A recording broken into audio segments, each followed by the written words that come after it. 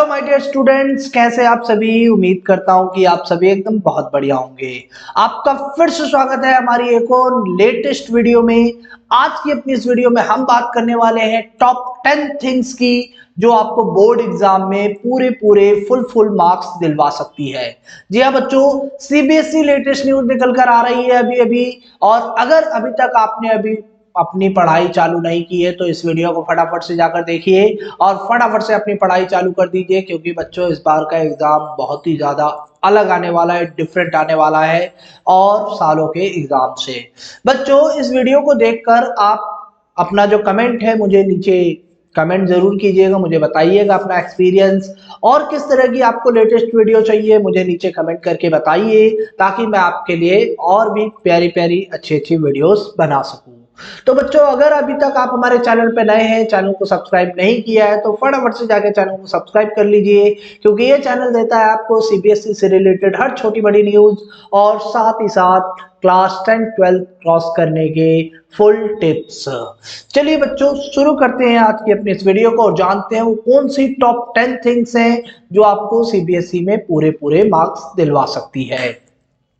बच्चों सबसे पहली चीज तो यह है कि आप जो भी पढ़ते हैं उसको एकदम क्लियरली कट टू कट पढ़िए, पूरी तरीके से अपना कॉन्सेप्ट क्लियर कीजिए। जितने भी डाउट आपके माइंड में रह जाते हैं, जिस भी क्वेश्चन को आप समझने की कोशिश कर रहे हैं, जिस भी चीज को आप समझने की कोशिश कर रहे हैं, उसको बहुत ही अच्छे तरीके से समझिए, क्लियर कॉन्सेप्ट रखिए।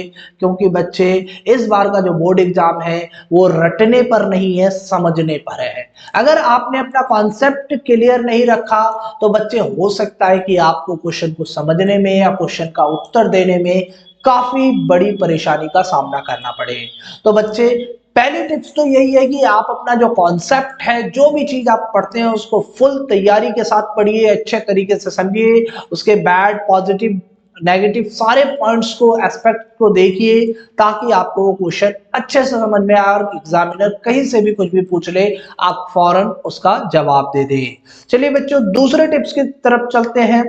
दूसरी टिप जो है मैथ वाले स्टूडेंट्स के लिए और जो प्रैक्टिकल करते हैं उन स्टूडेंट्स के लिए काफी जरूरी है। आपको सारे सम्स करने हैं, साथ ही साथ सारे एग्जाम्पल, जितने भी एग्जाम्पल आपकी एनसीईआरटी बुक्स में हैं, जितने भी सम्स आपके एनसीईआरटी बुक्स में हैं, उन सारे एग्जाम्पल्स को, उन सारे सम्स को पूरी तरीके से खत्म कीजिए। एक एक क्वेश्चन को कम से कम 2 से 3 बार अटेम्प्ट कीजिए, ताकि वो क्वेश्चन अच्छे तरीके से आपको पूरे कॉन्सेप्ट वाइज समझ में आए। उससे रिलेटेड कोई डाउट है तो अपने एग्जामिनर, अपने टीचर्स, अपने ट्यूशन टीचर्स, स्कूल टीचर्स, उनसे पूछिए, अपना डाउट क्लियर कीजिए और पूरे पूरे मार्क्स लाने की तैयारी कीजिए। तीसरे टिप्स की बात करें तो बच्चे आप जो भी पढ़ते हैं उसके अपने खुद के नोट्स बनाइए, प्रिपेयर योर नोट्स। अपने हैंड से, अपने हाथों से अगर आप नोट्स को लिखेंगे तो आपको ज्यादा बेटर तरीके से समझ में आएगा। आप जो भी सुनते हैं, जो भी बोल रहे हैं, जो भी पढ़ रहे हैं, उसको अगर आप नोट्स के साथ लिखते चले जाएंगे तो वो चीजें काफी ज्यादा समय तक आपके माइंड में रह पाएगी और आप उसे काफी अच्छे से समझ पाएंगे। तो तीसरी टिप्स है कि आप अपने नोट्स वगैरह जो है वो तैयार कीजिए, उसको काफी अच्छे से लिखिए, ताकि वो आपकी बाद में हेल्प कर सके। चौथी टिप्स की तरफ चलते हैं। चौथी टिप जो है वो काफी ज्यादा इंपॉर्टेंट है। आपको सारे प्रीवियस ईयर के क्वेश्चन पेपर सॉल्व करने हैं। अगर आप मैथ के स्टूडेंट हैं तो आपको कम से कम 10 साल के क्वेश्चन पेपर उठाने हैं और 2 साल के क्वेश्चन पेपर, मैथ के क्वेश्चन पेपर सॉल्व करने हैं। अगर आप किसी और सब्जेक्ट की तैयारी कर रहे हैं तो उससे रिलेटेड कम से कम 5 साल के क्वेश्चन पेपर जो हैं आप उन्हें अटेम्प्ट कीजिए, उन क्वेश्चन पेपर्स को देखिए, उसमें किस तरीके के क्वेश्चन आ रहे हैं, एग्जामिनर कैसे क्वेश्चन पूछ रहा है। तो इस तरीके की चीजें, हालांकि इस बार जो सिलेबस है, पैटर्न है, वो पूरी तरीके से चेंज है, पर कुछ ना कुछ हिंट आपको यहाँ से जरूर मिलेगा। तो सारे प्रीवियस ईयर क्वेश्चंस करने की कोशिश कीजिए, ताकि आपकी तैयारी काफी अच्छे से हो सके। पांचवें टिप्स की तरफ चलते हैं। पांचवें टिप्स में कहा गया है कि आपको कई सारे एक्स्ट्रा क्वेश्चंस करने चाहिए। आपको एक्स्ट्रा क्वेश्चंस कीजिए क्लास 10th के। यहाँ क्लास 10th का मैंने सॉरी दोस्तों, एक्स्ट्रा क्वेश्चन जो है क्लास 10 के मैथ्स के वो कीजिए। अगर आप किसी और सब्जेक्ट की तैयारी कर रहे हैं तो भी आप उस सब्जेक्ट से रिलेटेड जो क्वेश्चंस होते हैं, एक्स्ट्रा क्वेश्चन बहुत सारे आपको मिल जाएंगे, यूट्यूब वगैरह पे मिल जाएंगे। इंटरनेट छान मारिए या फिर किसी बुक वगैरह में देख लीजिए, जितने भी एक्स्ट्रा क्वेश्चन उस चैप्टर से रिलेटेड है, उस बुक से रिलेटेड है, आप उन सभी एक्स्ट्रा क्वेश्चन को कर लीजिए। कोई भी आपको फाइनल में अच्छे मार्क्स लेने से नहीं रोक सकता। तीसरी छठी चीज जो है वो जो काफी ज्यादा इंपॉर्टेंट है, बच्चे काफी बार प्रैक्टिस करते हैं इस चीज की। आपको लगभग आपका 3 घंटे का पेपर होना है और इस 3 घंटे के पेपर की आपको पूरी पूरी प्रैक्टिस होनी चाहिए।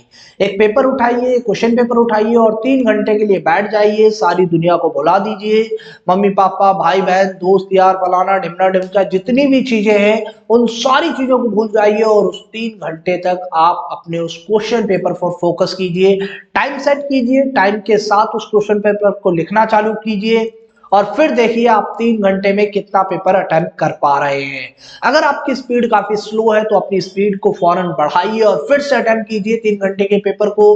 एक दिन में कम से कम एक क्वेश्चन पेपर आप सॉल्व कीजिए या Sunday to Sunday question paper solve कीजिए। मेरा यकीन मानिए दोस्तों बच्चों, आप बहुत ही अच्छे तरीके से अपने एग्जाम की तैयारी कर पाएंगे। तो ये थी हमारी छठी टिप्स। सातवीं टिप्स की तरफ चले तो सातवीं टिप्स जो है वो आपको सारी चीजें याद करने में काफी ज्यादा हेल्प करेगी। आप जो भी चीज पढ़ते हैं उसकी रिवीजन जरूर कीजिए, ठीक है। 1 बार 2 बार 3 बार 4 बार जितनी बार आपसे हो सके उस चीज की रिवीजन कीजिए, अपने कॉन्सेप्ट को रिवाइज कीजिए ताकि आपका जो माइंड है उसको याद रख सके, चीजों को समझे, सारी चीजों के साथ उसको कीजिए, अपने कॉन्सेप्ट को याद रखिए ताकि वो काफी अच्छे से आपके माइंड में बैठ जाए। आठवीं टिप्स की तरफ चले तो आठवीं टिप्स काफी ज्यादा इंपॉर्टेंट है। आपको सिर्फ और सिर्फ एनसीईआरटी बुक पढ़नी है, एनसीईआरटी बुक के अलावा और कोई भी बुक आपको नहीं पढ़नी है। जिस भी क्लास में आप हैं, चाहे मैथमेटिक्स पढ़ रहे हैं, फिजिक्स पढ़ रहे हैं, केमिस्ट्री पढ़ रहे हैं, इंग्लिश पढ़ रहे हैं, हिंदी पढ़ रहे हैं या फिर किसी तरह की कोई दूसरा सब्जेक्ट पढ़ रहे हैं, पॉलिटिकल हिस्ट्री पढ़ रहे हैं, तो आपको सिर्फ और सिर्फ एनसीईआरटी बुक्स के डाटा को ही देखना चाहिए, वहां से रिलेटेड चीजों को ही उठाना चाहिए। आपको सिर्फ और सिर्फ एनसीईआरटी बुक से ही पढ़ने की जरूरत है, ठीक है बच्चों। आई होप ये सारी चीजें आपको समझ में आ रही होगी। आठवीं चीज जो है, आप क्वेश्चन को पढ़ते समय काफी केयरफुल रहिए, रीड केयरफुली। क्वेश्चंस को जब भी आप पढ़िएगा, जो भी आपको क्वेश्चन पेपर आएगा जब भी, उसको काफी अच्छे से पढ़िएगा ताकि आपको क्वेश्चन पूरा पूरा समझ में आए। एक बार समझ में नहीं आता हो तो आप उसे दोबारा पढ़िएगा ताकि आप जो क्वेश्चन देखकर बहुत ही आसानी से लिखने लगते हैं, बहुत सारी अदर चीजें लिख देते हैं, पर जो क्वेश्चन में पूछा होता है उस चीज को नहीं लिख पाते हैं, काफी बड़ी मिस्टेक कर देते हैं। तो कई बार एग्जामिनर जो होता है उस क्वेश्चंस के आपको उतने मार्क्स नहीं देता जितने की आप एक्सपेक्ट कर रहे थे। तो बच्चों ये 9वीं चीज थी। 10वीं चीज में काफी ज्यादा जरूरी है, ये सबसे पहली चीज है बी रिलैक्स। आपको शांति से अपना पेपर लिखना है, डरने की बिल्कुल जरूरत नहीं है, हड़बड़ाने की बिल्कुल जरूरत नहीं है। अगर आप हड़बड़ा गए, अगर आप डर गए तो आपने अपना पेपर खराब उसी समय कर लिया।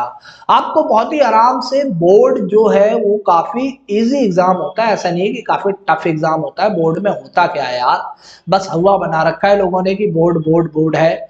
आपको बहुत ही रिलैक्स होकर अपना पेपर को लिखना है, कोई टेंशन लेने वाली बात नहीं है। हम यहाँ बैठे हैं, किसी भी तरह का कोई डाउट हो आप हमें नीचे कमेंट कीजिए, हम आपके प्रश्न के उत्तर देंगे। आई होप बच्चों आपको ये सारी वीडियो पसंद आई होगी। चैनल पर बने रहिए, चैनल को सब्सक्राइब कर दीजिए, बेल आइकन को प्रेस कर दीजिए। हम लगातार इस तरह की वीडियो अपने चैनल पर प्रोवाइड करवाते रहेंगे। फिर मिलेंगे एक नई वीडियो में नई अपडेट के साथ, तब तक के लिए जय हिंद।